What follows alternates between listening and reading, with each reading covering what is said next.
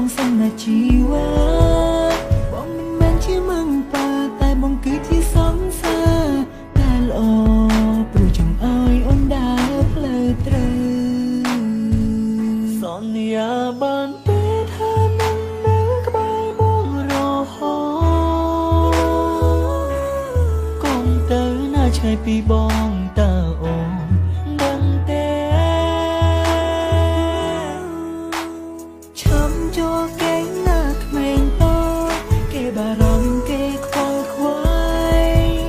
កុំលែងឆាជាមួយញ៉ាំផ្សេងឲ្យគេដឹងឡើយត្រឹមតែគេម្នាក់បានហើ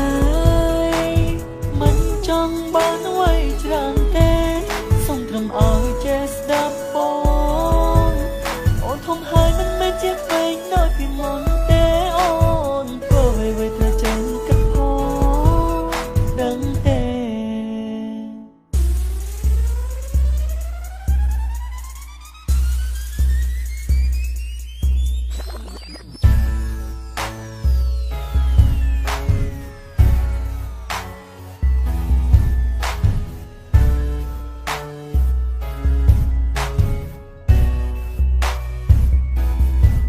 ក្មេងតូចពូកែងោក្មេងតូចពូកែខ្លាំងតែបងដឹងព្រោះអូនស្រឡាញ់បងក៏ស្រឡាញ់អូនហើយស្រឡាញ់រាប់លានដងឬនៅតែមិនយល់ពីបងទៀតតើមែនទេតែងតែដាស់តឿនអូនមុននឹងធ្វើអ្វីៗត្រូវតែឆ្លងកាត់បងសន្យាជីវ៉ាបងមិនមែនជាមឹងប៉ាតែបងគឺជាសង្សារតែល្អព្រោះចង់ឲ្យអូនដើរផ្លូវត្រូវសន្យាបានពេលថានឹងនៅក្បែរបងរហូត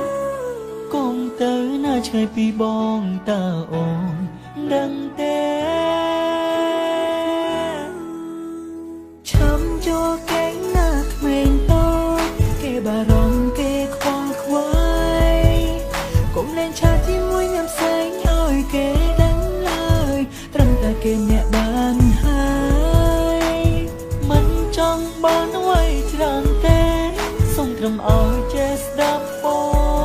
ងអូនធំហើយមិនមែនជាក្មេងដូចពីមុនទេអូនធ្វើអ្វីៗត្រូវចេញគិតផ